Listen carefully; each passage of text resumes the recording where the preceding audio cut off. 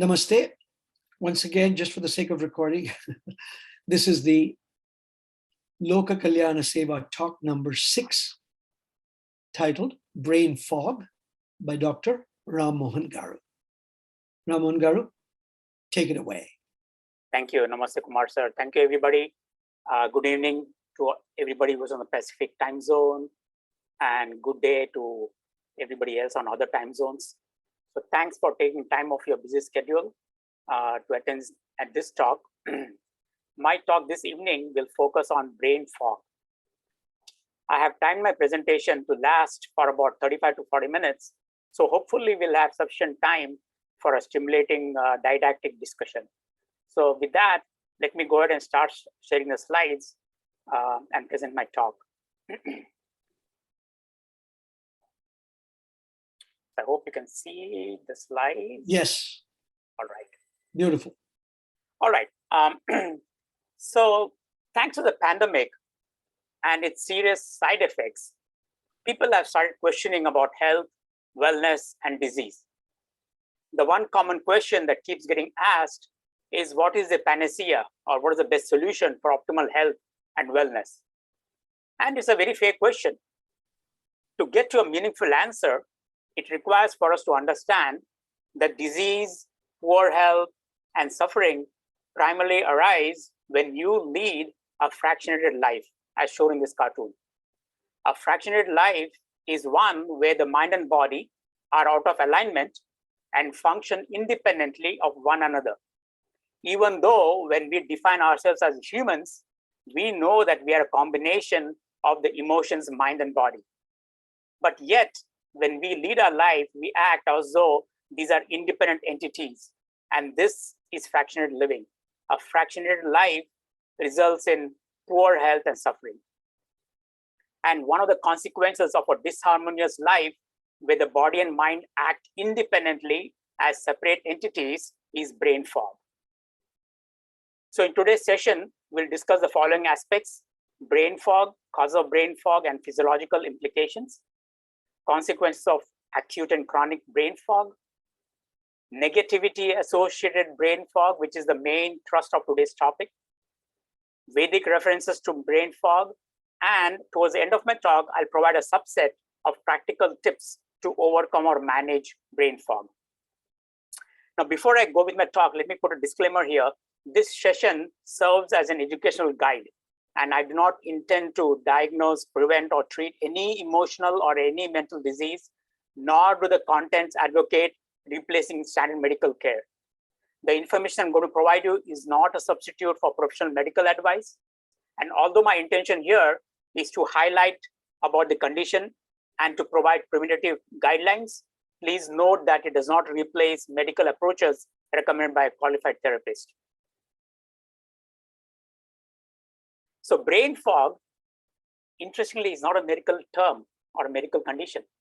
It's an umbrella term which means or suggests alterations in brain structure and function, resulting in slow or sluggish thinking, feeling of confusion, spacey, disorganized, and displaced. Brain fog affects the ability to think. In addition, people complain of a lack of focus and attention, and an inability to put their thoughts into words or actions. People experiencing brain fog also complain of issues with memory, with attention, planning, or language. Now, brain fog can occur under many different circumstances. It could be pathological reasons, mainly neurological conditions like neuropsychiatric conditions, seizures, attention deficit disorders, cognitive deficit disorders, uncontrolled anger, migraine headaches, neurobehavioral disorders like epilepsy, multiple sclerosis, Alzheimer's, stroke, dementia. It could also be because of a brain trauma. It could be because of a brain concussion to the brain from accidents or from sports. A lot of football players come to our clinic with brain fog, and these are the people who play the American football. It could also arise from blood pressure disturbances. Both hypotension and hypertension can cause brain fog. A high fever, we are talking about 104, 105 degrees centigrade, Fahrenheit, which we call it as a delirious fever. Hypoxia, a condition where the oxygen levels go so low in amounts that you start feeling brain fog. Now, what I'm presenting here are just a subset of conditions. There could be other conditions as well that can trigger brain fog. Now, non-pathological conditions that can also result in brain fog include long travel. Think about the time that when you travel to India and you come back, whether it's arriving in India, whether you're arriving here to the West Coast, it's a total of 21 hours of journey. How do you feel the first 2 or 3 days? It's not only jet lag. Along with jet lag, there's what we call brain fog. Sleep deprivation or sleep disturbances can cause brain fog. Medications, particularly neurobehavioral and neuropsychiatric medications, can trigger brain fog. Prolonged starvation can trigger brain fog. Dehydration, a lot of people, they have this habit of not drinking water, but they drink other kind of beverages that can dehydrate the body. Prolonged dehydration can result in brain fog. Hypermobility or hypermovement activities can trigger brain fog as well. Brain fog is a classic example of a fractionated living because the mind and body nexus goes into disarray and function as independent entities. Now, did you know that negativity or negative thoughts and emotions can also trigger brain fog, and the symptoms of it is very similar to the symptoms that is seen with neuropsychiatric disorders. And today's topic is going to be on negativity associated brain fog. The intensity, the repertoire of symptoms, and the duration of negativity associated brain fog is very similar to that seen with either a pathological or a non-pathological insult to the brain. People with negative tendencies or chronic emotional disturbances present with mental instability, they're confused, they have a lack of attention, they do not perform, they do not have meaningful conversation. Negativity also results in lack of focus, rationalization, one of the hallmarks, and to think right or analysis. This puts the individual who has a lot of negativity in a confused state, resulting in a difficulty in concentrating or thinking clearly. People who harbor a lot of negativity also experience issues with memory, planning, and attention. As a result, they find it very tough to put their thoughts into words or meaningful actions. Now, when I talk about negativity, what does it include? Well, it includes, but is not limited to, anger, judgment, jealousy, anxiety, frustration, depression, rage, dishonesty, deceit, and goes on and on. Now, both acute or chronic negativity triggers brain fog, leading to repeated pain, suffering, dissatisfaction, and delusion. If it is acute, the symptoms are mild and transient. You may not have the entire repertoire of symptoms. If it is chronic, then the symptoms are exacerbated and they sustain for very long periods. Now, neuroscientists, psychiatrists, and therapists consider negative emotions as deterrents to overall progress, because people are always complaining of brain fog, which affects their peace, which affects their contentment, and which affects their happiness. Now, research studies have shown that individuals who display hostile and negative emotions are at risk of chronic brain fog that clouds the mind and thereby cognition, and also lowers immunity. Now, remember, when we talk about immunity, we're talking about immunity at the level of mind as well as the level of body. And if immunity is lowered, both at the level of mind and body, this results in poor health, illness, and disease. Now, sadly, it's not a surprise to witness so many people, especially youngsters, who suffer from brain fog, leading to poor health and inner turmoil.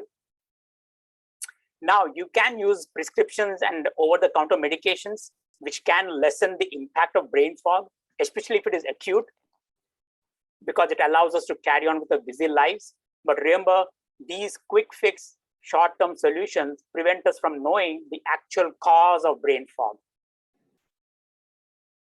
And while we fully do not understand the physiological implications of brain fog, there are studies to show that in addition to disrupting the mind-body nexus, brain fog also disrupts the brain-gut axis. And because it disrupts the brain-gut axis, it has a chronic impact on stomach and the digestive issues. It also has impact on the heart, the lungs, the colon, the kidneys, and the 5 sensory organs.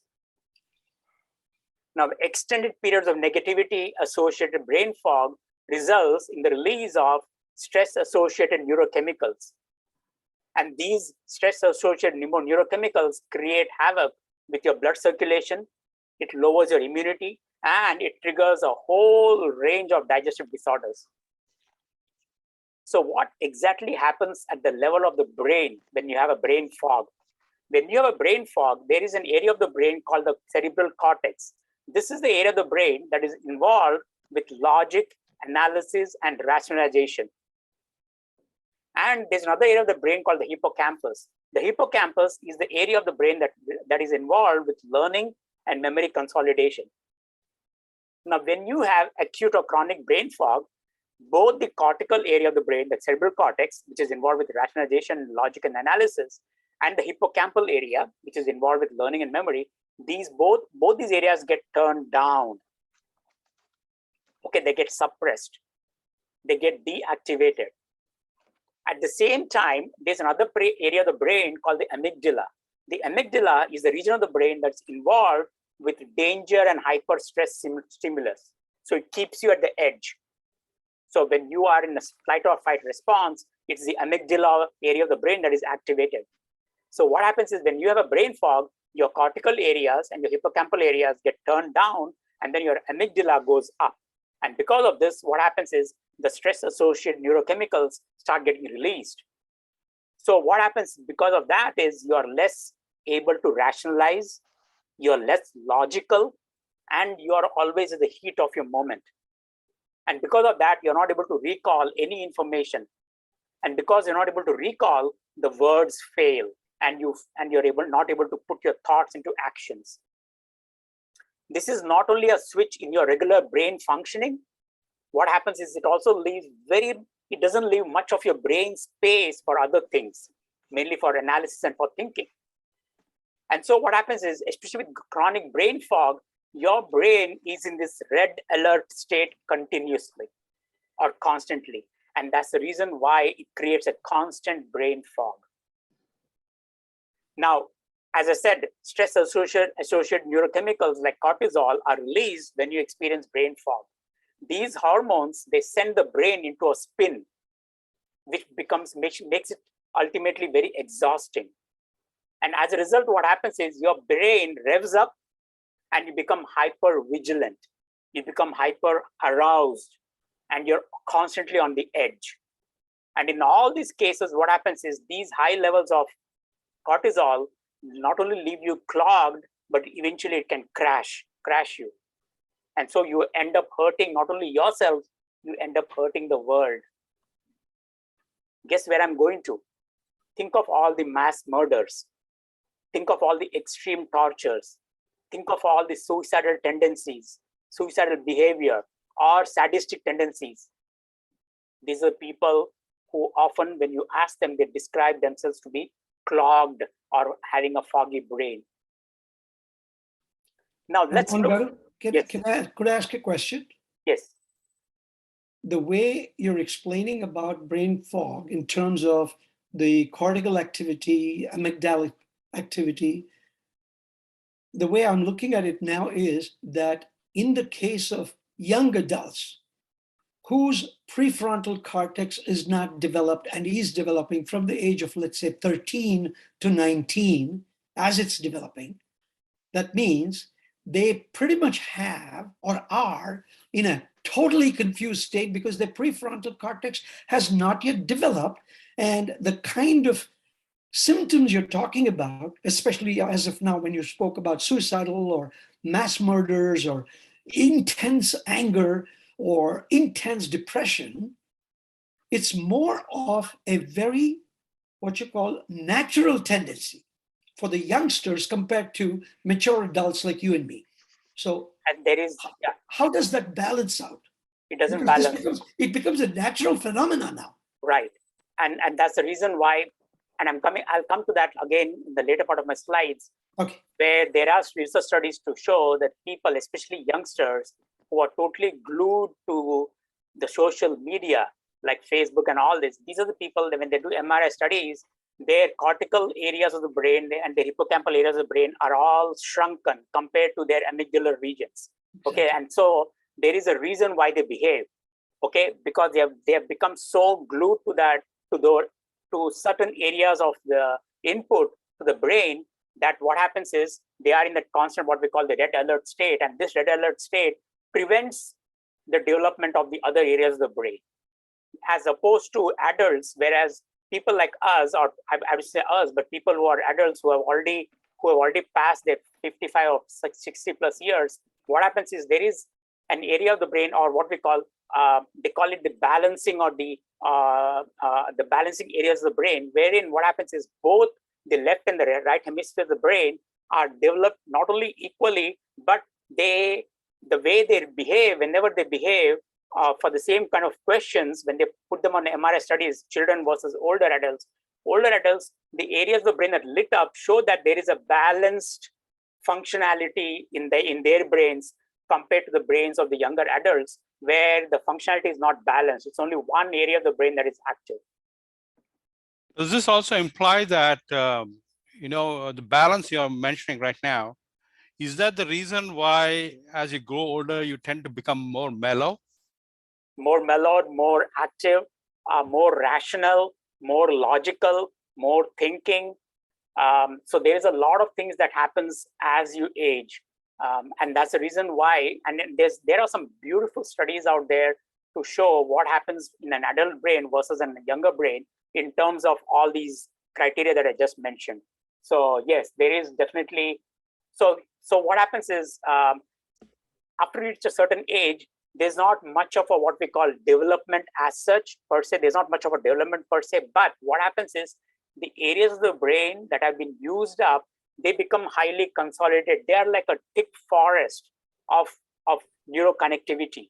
And it's this thick forest of neuroconnectivity that provides what I call the balance. All right.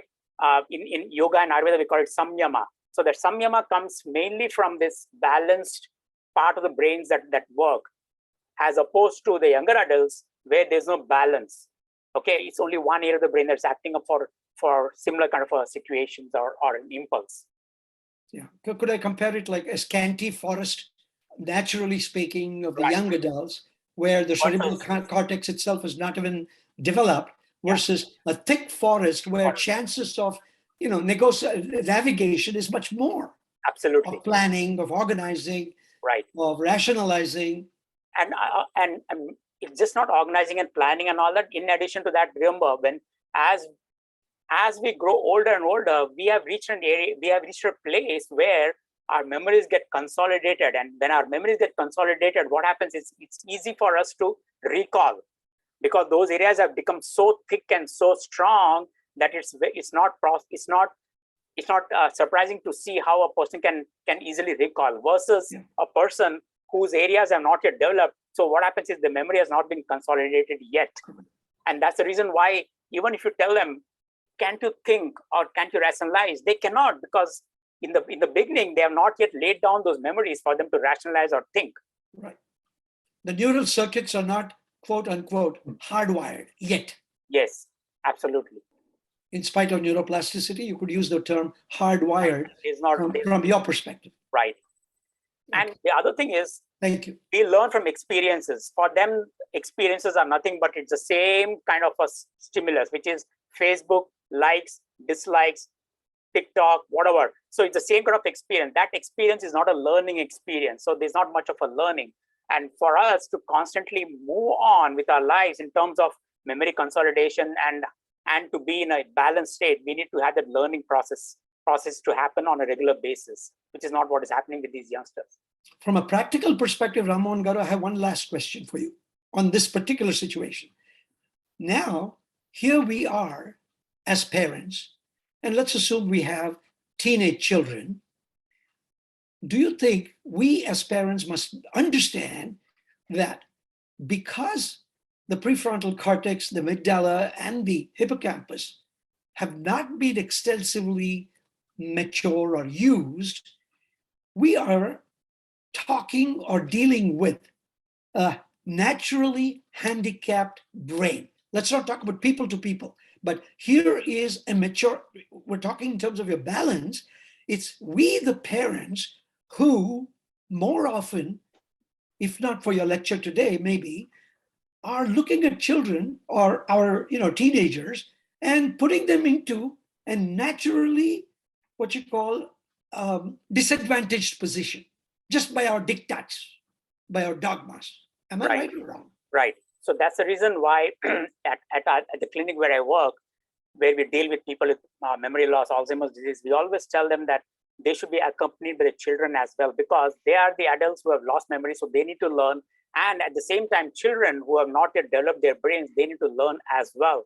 And that's the reason why when we talk about brain training exercises or brain strengthening exercises, we say, let us put both the children and the adults who have lost the memory in the same platform and let them both learn, because that learning will help them. And so instead of saying naturally handicapped, because that's a hard, I know it's a very hard term and parents may not like it. I was just saying it, yeah. May not like it. But what I would suggest is, yes, if there is a take-home message here for people, I would say, at the right, this is the right time, even if it's an infant, make sure that you are putting a learning environment, not the social media environment, but a learning environment that will stimulate their brain, that will stimulate the neuronal connections, that will stimulate the branching of neurons, that will stimulate what we call the neuroplasticity performance of the brain. And that will really help children as they keep growing. And one last thing, Rammohan Garu, the reason I use the word handicapped is because as parents, we need to understand, to be considerate of their growth that is occurring inside, and knowing fully, consciously, and competently that they are not yet there. Right. Because we can talk about them wanting to be doctors and engineers and what have you. That's your dream. Right. But yeah, then, it is.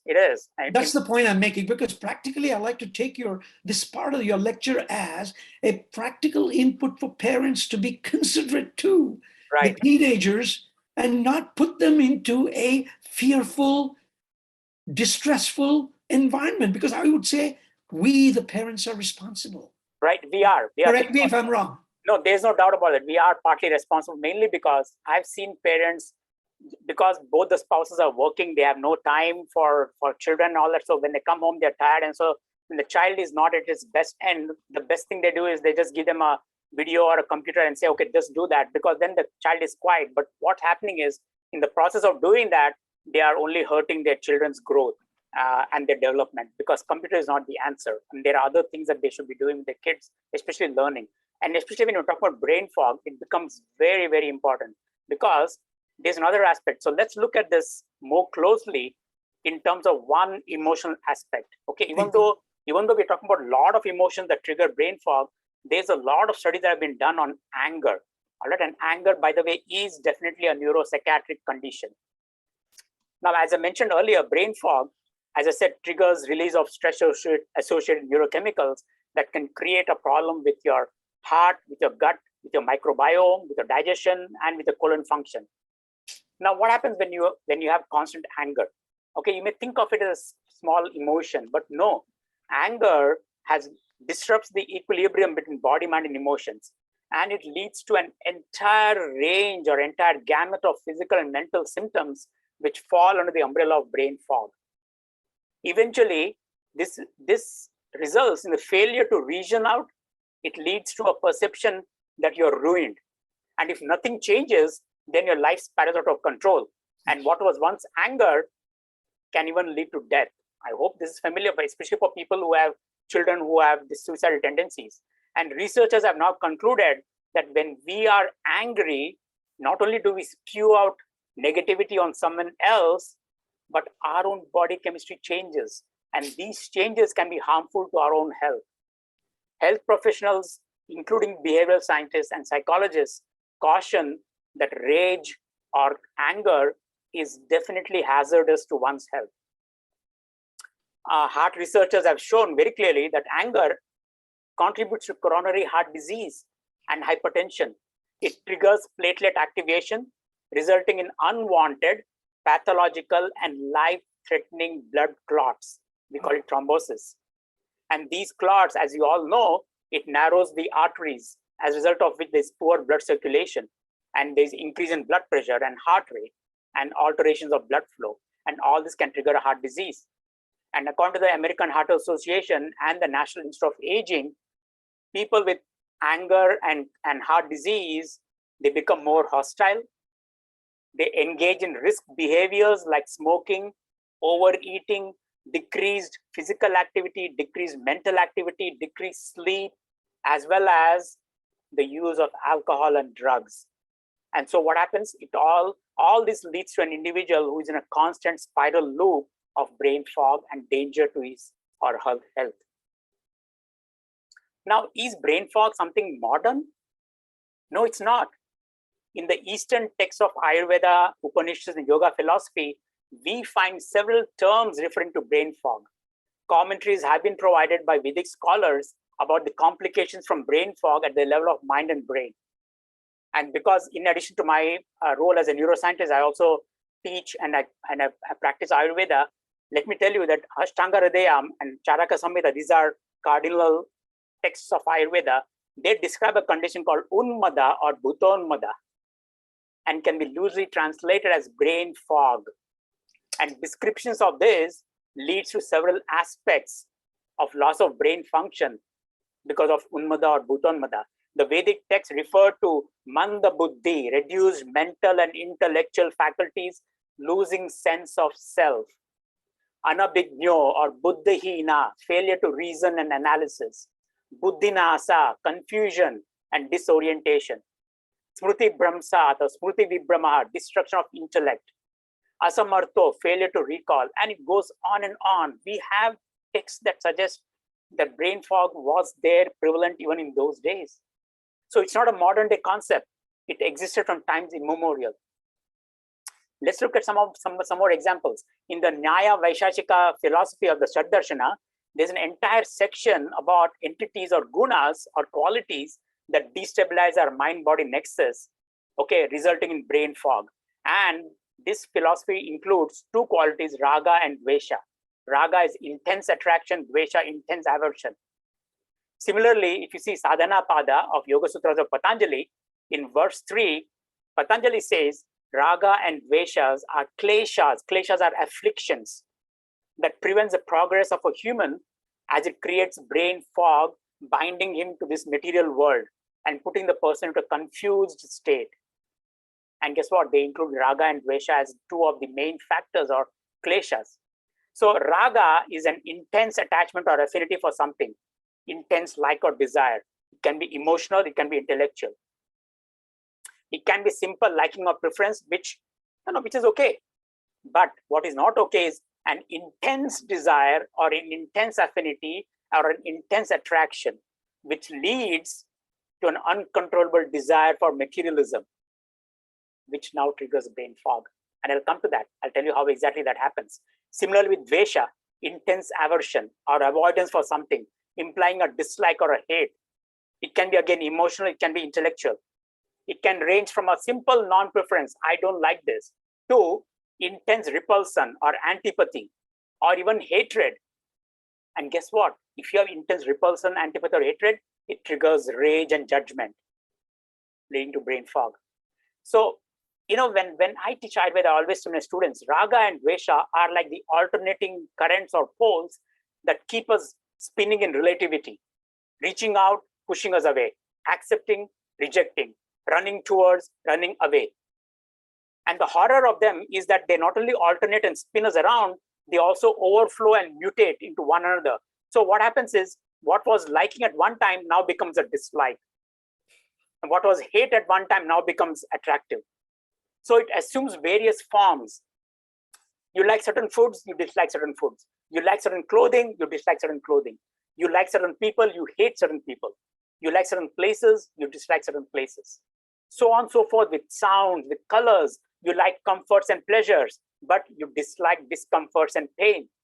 Now, there's nothing wrong with all this.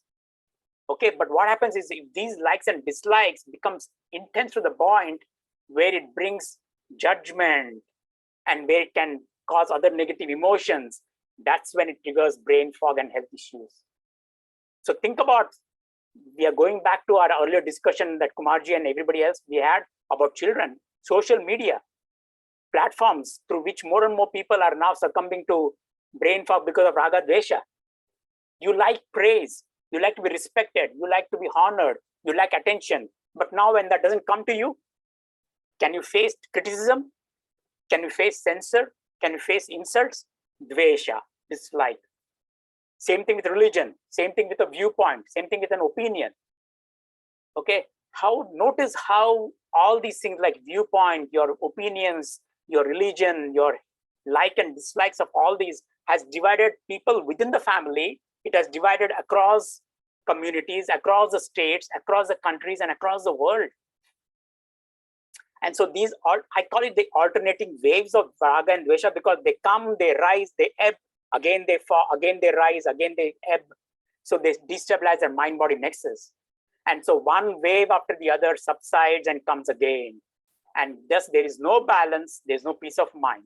Your mind is constantly under agitation and restlessness. And guess what? In the Eastern text, they say, because of this, it triggers brain fog. Raga and dvesha creates brain fog. And in the process, it is a cause for all diseases, adi and vyadi. So if you want to know the cause of disease, that's the thing. And here's another point. In Charaka Samhita of Ayurvedic text, he talks about 3 causes of disease. And I want you to pay attention to this the second one. Okay, asatmendriyata samyoga, prajna parada, and parinama. These are the 3 causes of disease. Okay, prajna parad, prajna, wisdom, aparada, offense. So what are we talking about? Intellectual blasphemy. What a powerful word that is, intellectual blasphemy. Who are we creating that? Well, it is our own intellect. We are failing our own intellect. Crimes against our own wisdom. How does it happen? Because we fail to listen to our own voice, the voice of our inner self. Why? Because there's no loss, there's no awareness, there's loss of awareness, brain fog. So our brains, our mind is constantly being used to make certain decisions. And we base our decisions based on what we have learned, what we have inferred to be true. So when we are aware and our minds are clear, that's when we can hear the inner voice that tells us what is right and what is wrong. But when we are not aware, we do not follow our inner voice. In fact, we don't even pay attention to the inner voice. And what does that lead to? Destruction of the mind and body. So think about the time when you chose to stay up late, when you ate the wrong foods at the wrong time at the wrong place, or you overate too much, or you snack too frequently, or you watch too much of TV, or you partake in all the unhealthy behavior, in spite of the fact that we know that we will not feel optimal after this behavior. This is prajna parad, or brain fog. And guess what? In the chapter 2 of Bhagavad Gita, Arjuna witnesses brain fog. It may be acute. We can debate whether it's acute or chronic, but the words he uses definitely points to brain fog. And I don't want to repeat the words. I'm sure all of you are familiar, but look at the words he uses. Karpanya dosha, upahata svabhava, krichami tvam, dharma sammuda chetaha. Karpanya dosha, upahata svabhava, overcome with grief, faint-heartedness, destabilization, suicidal tendencies. So powerful. Whether he knew what he was explaining, we don't know, but definitely that was his state. Dharma sammuda, confusion, lack of rationalization, mental instability. So basically, he's witnessing reduced mental or intellectual faculty. He's lacking that awareness and he's lacking the reasoning. He's feeling disoriented. He's feeling destabilized. Everything is under that umbrella term of brain fog. And guess what? Bhagavan actually points to this and the consequence of brain fog, which leads to the actual death of the individual. In the chapter 2 of Bhagavad Gita, same chapter 2 of verse 62 and 63, he talks about this beautiful equation. Okay, he talks about dhyayato vishyan pumsa. I don't want to say all that, but look at the second verse. Krodhat bhavati sammoha, sammoha smriti vibhramaha, smriti bhramsat buddhinasho, buddhinasa pranashyati. What's the sum total of these two verses? As we get caught up in life's daily dramas, look at the words I'm using, life's daily dramas, We perform all those actions, raga dveshas, that give us only pleasure. But what happens is these actions build more desires. And as we continue to make wrong choices, these desires bring more wrong choices. It leads to frustration, anger. So what happens if it leads to frustration, anger? Krodhat bhavati sammoha, perfect illusion or deluded. Smriti vibhramaha, bewilderment, confusion, mental cloudiness, failure of discernment and thinking. Smriti bhramsa, loss of memory. Buddhi naso, loss of cognition, awareness, intelligence, clarity. So anger leads to mental imbalance, failure of discernment and thinking. Smriti vibhramaha, buddhi naso, memory is impaired, loss of clarity, leads to disease. Buddhi nasa pranashiti, the guy dies according to Bhagavad Gita, leads to disease and death. Now we want to achieve peace, stability, clarity, and vision to achieve our goals and aspirations. We don't want to be deluded. We don't want to be clouded. So this particular verse. Can I interrupt you just for a moment, because you just passed the dharma cetasa sammuda, upahata svabhava, and karpanya dosha. What I wanted to say here is, I don't know why today I've taken that train for the teenagers. Parents need to be aware that at the teenage level, they are more innocent about their natural way of life. And the dharma cetasa sammuda, or the confusion, occurs because they are going on their vasana-driven, DNA-driven behavior, the teenagers.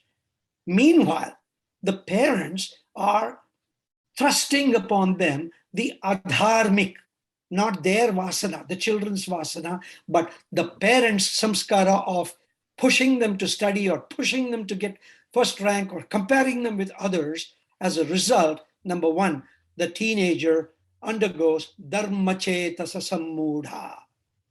Number two, what is the escapism for the teenager? Upahata swabhava. The first thing the children do that we have noticed in America is rolling of the eyes and saying, whatever. And the parents say, don't do that. Don't misbehave. Listen to me. They don't understand the inner workings of the child, who is naturally does not have a grown prefrontal cortex. I'm coming back to that as a practical input for the parents today. And number three, karpanya dosha. So the children may not be able to tell us that there is a klesha or a dosha in their kripa, the flow, Ishvara kripa. They are part of it. You are part of it as parents. But we as parents fail to see the beautiful abhijnana that you spoke about earlier, abhijnana, the jnana which is abhi, natural of the teenager. We fail to see. We are blind. And therefore, these 3 points, the parents need to be cognizant of, not just as what you're saying, Rammohanji, for ourselves, adults, but being considerate to the teenagers that we are causing or bringing the dharma cetasa sammuda, upahata svabhava, and without telling them that it is karpanya dosha, just attacking the children. Am I right or am I wrong with your, isn't that brain fog that we are creating?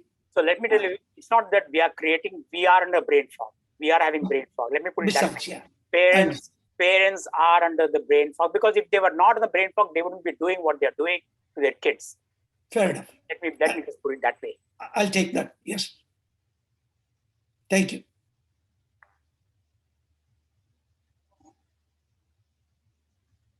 Now, so let me see. Yeah. I'm sorry if I did it. No problem. No, absolutely no problem.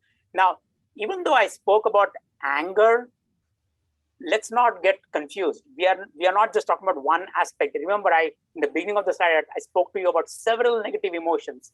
So cloaked under the umbrella of anger are other stressful emotions as well: rage, envy, jealousy, judgment, hypercriticism. So even though I focus on anger, at the cellular level, my friends, brain fog can arise from any of these negative emotions, because all these emotions will trigger similar kind of pathways, they merge onto the same kind of cellular pathways, and thus they put us in a constant flow of negativity. Okay, and what happens is when you have a brain fog, my friends, it exhausts our mental and physical energy. It lowers the levels of feel-good neurochemicals and the hormones. So the question is then, how do we manage and how do we overcome? How do we clear brain fog? It's a complex situation. Let me go back to the Eastern texts. Ayurveda and yoga actually have a concept called Pratipaksha Bhavana. Okay, and in Yoga Sutras, Sadhana Pada 2.33 and 2.34, Patanjali says, Vitarka bhadane pratipaksha bhavana. Vitarka, improper thoughts. Bhadane, troubling. Pratipaksha means opposite or the light side. When I say light side, I'm talking about the actual illuminated side. Bhavana is side. Okay, so opposite side. So what he's saying is, Vitarka bhadane pratipaksha bhavana means, can we move to the opposite side where it's more illuminated? So moving to the other side, moving to the illuminated area of the mind. Basically, this is in neuroscience, we call this reappraisal of our mind. It points to the ability of the mind to completely transfer, okay, from negativity to a more positive way. So when you're disturbed by negative thoughts, can you be a little aware of it and shift that part of your mind to the opposite side, the illuminated part of the mind, with a clear mental attitude? So when improper thoughts trouble you, take the opposite side. And in neuroscience, as I said, we call it cognitive reappraisal. And we'll talk about that in more details in the later part of the slides. Basically, what it calls for is dilution. You dilute the power of negativity by denying it your attention. From dilution, you then substitute. So you replace now the negative thought with a positive or a light thoughts. Sublimation. So as you continue doing that, that is replacing the negativity with more positiveness, what happens is the negativity becomes more sublimated, it vaporizes or fades away. So in addition to a medical help from a therapist, I would consider the tools of Pratipaksha Bhavana. Okay, and these are some of the tools. So you're saying that, excuse me. So what you're probably saying is to have some sort of a constant vigil on your thought process. So that's the slide here. You need to be, the constant vigil you're saying is nothing but you need to be aware that you have certain tendencies that can trigger brain fog. And number one, embrace the fact, don't shy away from it. And then allow yourself to be aware of the trigger signals. So awareness is the key. And then for people who have diabetes, and for people who have diabetes who wear, there's a monitor called continuous glucose monitor. Okay, it's a thing that you keep on your shoulder blade. It tells you what is the glucose level at every time that you eat or you don't eat. The question is, can we have a similar kind of monitor called the continuous awareness monitor, CAM? Okay, because awareness is the key. So if you get angry, if you're fearful, if you're judgmental, if you're jealous, you know that can result in brain fog. Think about the destruction, think about the deleterious effect it's going to have, not only on you, but the entire family or the people around you. So can you now take steps to prevent that from happening again? So awareness is the key. So once you have the awareness, dilution, practice the PP approach. What is the PP approach? Practice the pause approach. Pause before assuming, pause before judging, pause before accusing, and pause before reacting harshly. And by the way, this is also, it's just not me. Bhagwan actually mentioned this to Duryodhana. And if you go back, you can see that. He mentioned it to Duryodhana. He said, Duryodhana said, is it too late? And Bhagwan said, yes, it's too late because you never practiced the PP approach. The PP approach allows you to clear the brain fog and avoid you from doing or saying things that could trigger the insults again. So let's say awareness, and now you practice the PP approach. Now what you do, consolidation. Overlay the negativity with a positive trait or an affirmation and allow that to flourish so that it sustains and takes over. So for example, if you have anger, try to overlay that with loving. Now remember, I didn't say suppress it, I didn't say throw it out, I didn't say all that. All I said was overlay it with loving kindness, because it doesn't come so easily, especially if it's chronic.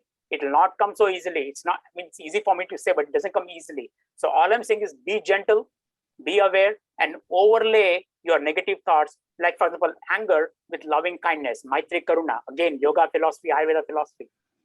And I have my cousin who described it beautifully. She's got a PhD in agriculture, and what she says is, in their paradigm, farmers, when they grow crops in the land where there's a lot of concrete, all right, plants fail to grow because it's concrete.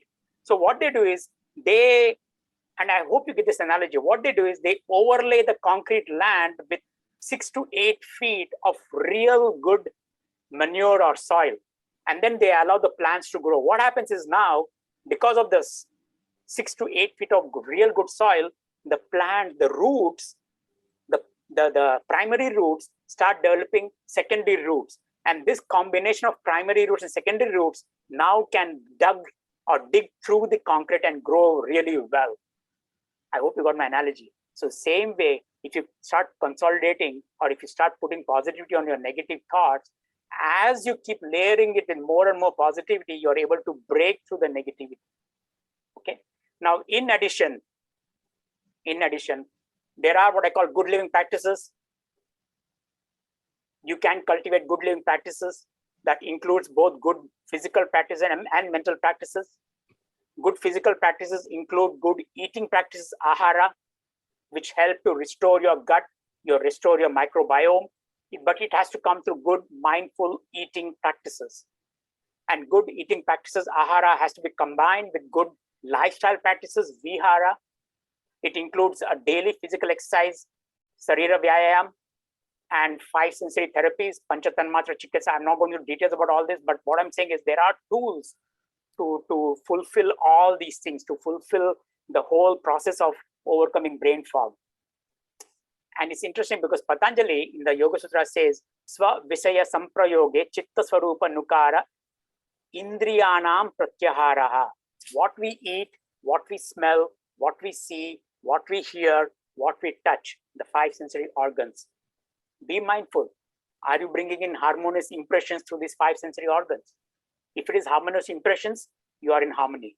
If it is disharmonious, you are causing more disharmony to yourself. But we want the TV when we are eating. You have to decide whether you want good health or whether you want a problem with the digestive system. We have all the Netflix streamers. Yeah. Anyway.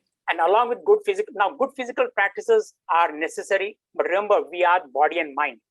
So we need to bring in good mental practices as well.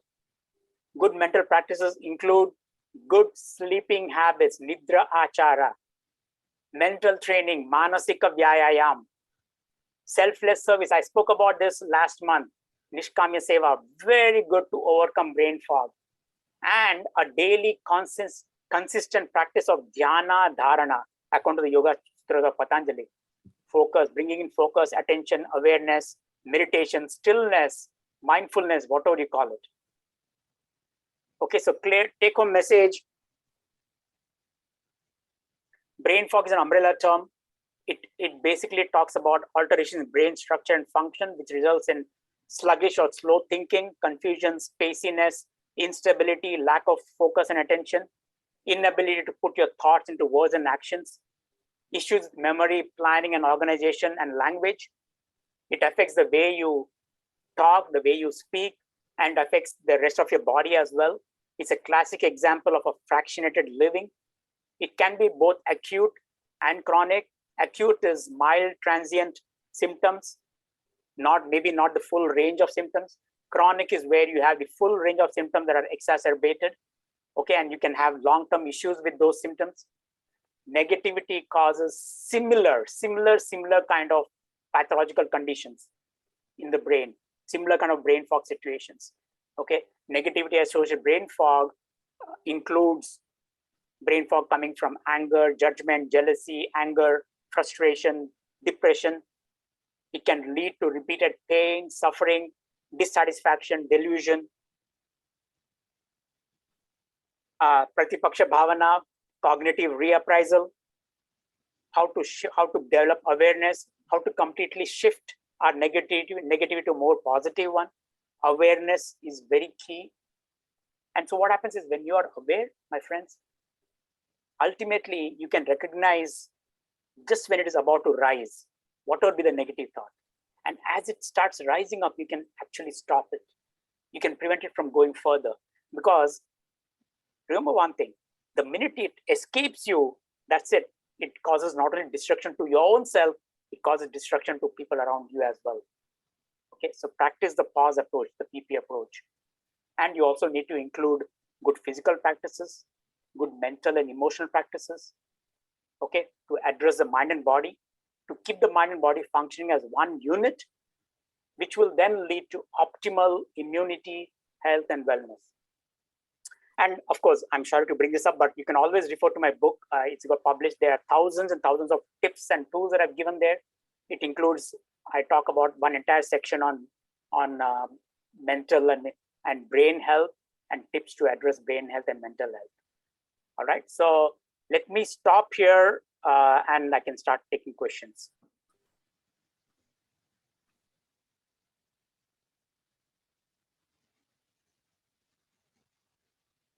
Namaste, Ramrauji. Thank you for this wonderful, wonderful talk. I was just blown away by all the different concepts you were laying out. I have one request. If you could help me understand the word pratipaksha. Paksha, as I understand, is side, this side or that side, paksha. How do I, so is pratipaksha equivalent to taking pause? Or is pratipaksha me taking the pause and then analyzing the situation from side 1, side 2, side 3, or have I gone more away from what you are trying to tell?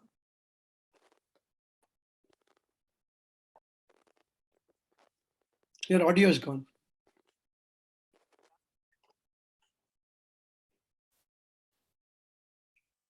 Can you hear me now? Yes. Okay, sorry about that. So no, you got it right. Pratipaksha bhavana means having that attitude or having that awareness to realize that you are on the darker side. So once you have that awareness, then the question is, how can you shift from the darker side to the lighter side?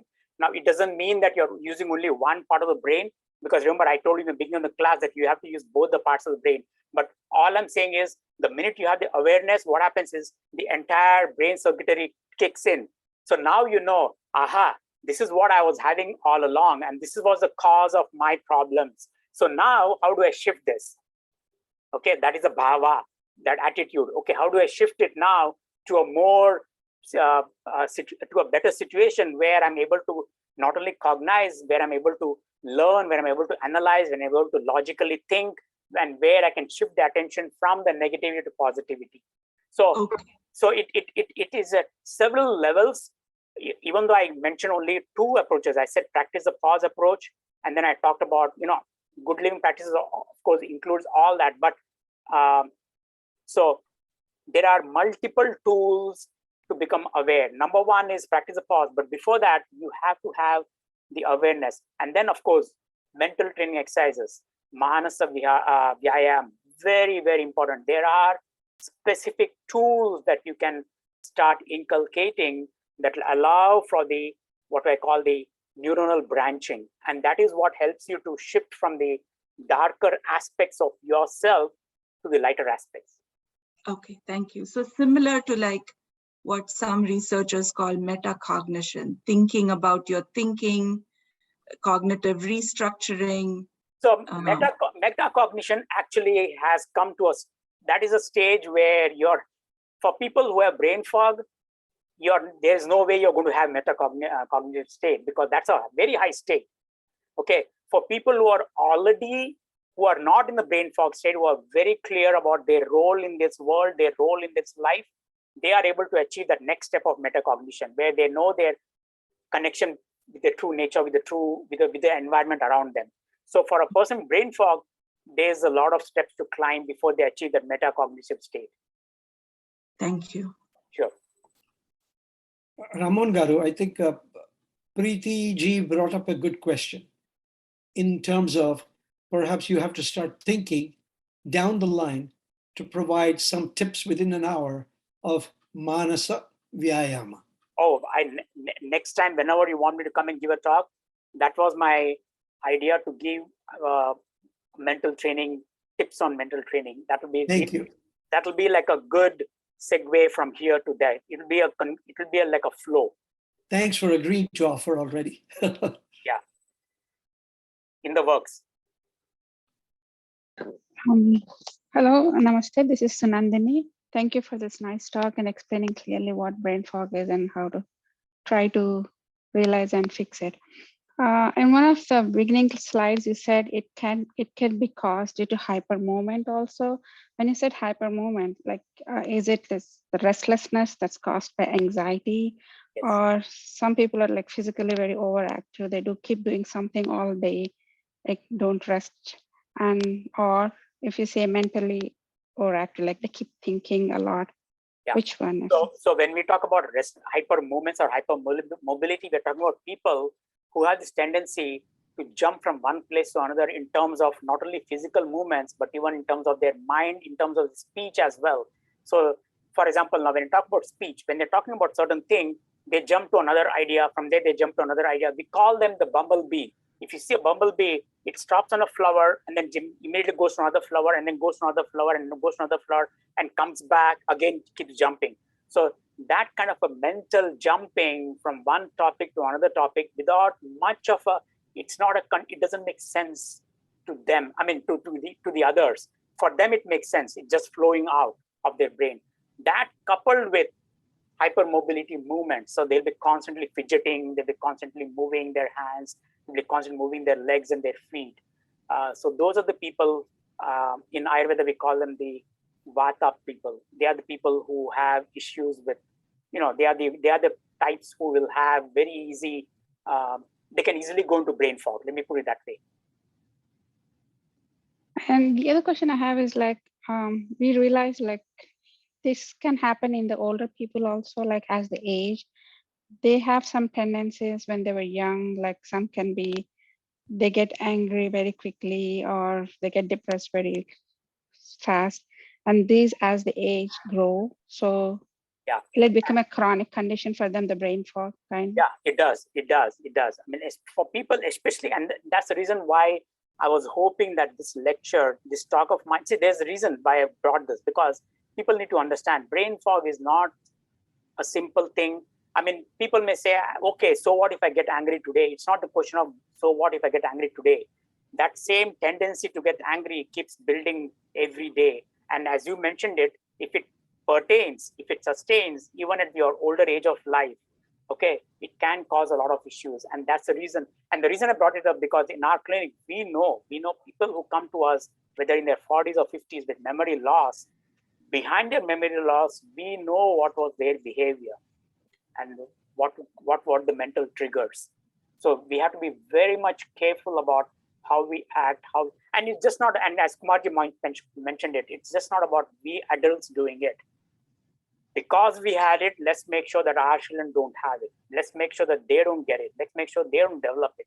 So how can we shift that whole baggage of problems that we had, okay, and not make sure that our children have it? So it's not only shifting our attention and becoming more aware, it's also making sure that our the later generations don't suffer because of us. So then how do you make them aware of their state? It as I said, it has to come. These cognitive tools that I mentioned, okay, some of the tools that I mentioned here will help, okay, and it's not like 1 day or 2 days. It has to be there for 6 months to 1 month to 2 years, depending on the chronicity of your brain fog. It can take a long time, but it'll happen. The person has to be, so number one, typically a person who has brain fog because of mental or emotional problems will refuse to say that they have a brain fog. That's a problem. So they have to be, so if they refuse, then there's no question of any kind of intervention, because they won't be able to, they don't want to go through those intervening or interventions. So we have to tell them that they have this issue, they have to embrace it and then overcome that. So once they're open to it, it becomes much easier, because compliance is no longer an issue now. So Nandini Garu, one of Thank the you so reasons much. Yeah. So Nandini Garu, one of the reasons I Cheppanడి. was talking about children and how we need to be considerate is, Rammohan Garu will correct me if I'm wrong, it's because the children do not know. I mean, the teenagers do not know they have a brain fog. They have dharma se chetasa sammuda, they don't know. They have upahata swabhava, to escape, they don't know. What I mean by escape here is they stop talking to us parents. That in itself is an indication for adults to understand how considerate could we be to make the children talk to us. Yes. It requires a lot of patience, especially when it comes to children. It requires a lot of patience. You cannot give up. It requires a lot of patience. And you, first of all, you have to cleanse yourself. Make sure that you are cleansed perfectly. And then use whatever tools you can to cleanse your kids. It has to come first from you. Well, the other Thank thing you so is much. also is when you're communicating with youngsters, you have to first come down to their wavelength. Absolutely. Well said. So the way I like to say that is in our clinic, not in the Apollo Health, but where I do my Ayurvedic clinic, I like to sit with my eyes in line with the eyes of the patient. Okay, so what do I mean by that? So you come down to their level, try to understand them first, okay, and then see what their problems are. Don't give your opinions, don't give your knowledge, don't give your judgments. Listen to them first. Try to understand what their problems are, and then once you have it, then you start telling them, what is the problem and then try to show the lighter part, the pratipaksha bhava. Try to show that this is the lighter side, this is the darker side, and that's how you have to be. Yeah, I totally agree. You have to be very, very patient, and you have to, as I said again, cleanliness first. You have to be perfectly all right, balanced, steady, and then you can do it on the kids. Let's take one last question.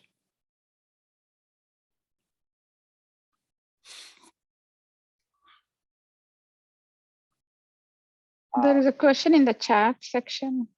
Let me see. So there's a question that says, assuming that a person who is living a happy life but suffering with sleep apnea, sleep apnea is one of the major causes of brain fog. Major causes. Please, if anybody has got sleep issues in this audience, please be mindful of that, because sleep issue, and again, I can talk about sleep for any amount of time, but we don't have the time right now. Maybe I can take that up as another topic. Sleep, to me, that's another favorite topic. Sleep is a big, big thing. So make sure if you have sleep issues, you have to bring in tools wherein you can get a continuous, uninterrupted quality sleep of at least 5 hours, if not more. Okay, we normally say 7 to 8 hours, but if you say that I don't have so much of time, make sure that you have at least 5 hours of quality, good quality, uninterrupted sleep. All right, and I can go on and on. As I said, I can go on and on about sleep, but I'll take that as a later topic. Sleep is definitely a big issue as a brain fog triggering signal. Yes. With this, Rammohan Garu, let's close with Ishwar Kripa. This is again a great lecture for all of us. On behalf of each of us, I thank you, Rammohan Garu. Thank you very much. Thank you. Thank you very much to Thank you. you. Thank you so much. Thank you. Thank you very much Thank to you, you Ram. all. Stop Thank the you, recording. Kumarji. Good night.